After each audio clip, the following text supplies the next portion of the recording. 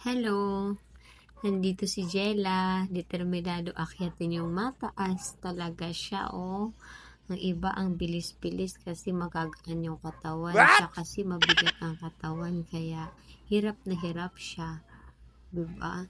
Pero pag may gusto talaga kayo, tuloy lang. Sa una mahirap, pero pag magtagal, masasanay din kayo. Katulad kay Chila, yan, oh, kahit umakyat na siya, o nahuhulog pa rin Oh siya. May punto na no! parang gusto na niya sumuko, pero sabi niya hindi daw siya mag-give up. Go pa rin siya. O Wow. masasanay din siya. Ganyan Oh talaga. Kaya yes. kayo, mga mamshi, yung mga anak nyo, hayaan nyo lang para makita nyo kung ano, hanggang saan sila, kung ano yung gusto nila. Hayaan nyo lang para may mapatunayan sila sa sarili nila na nakaya nila yun kahit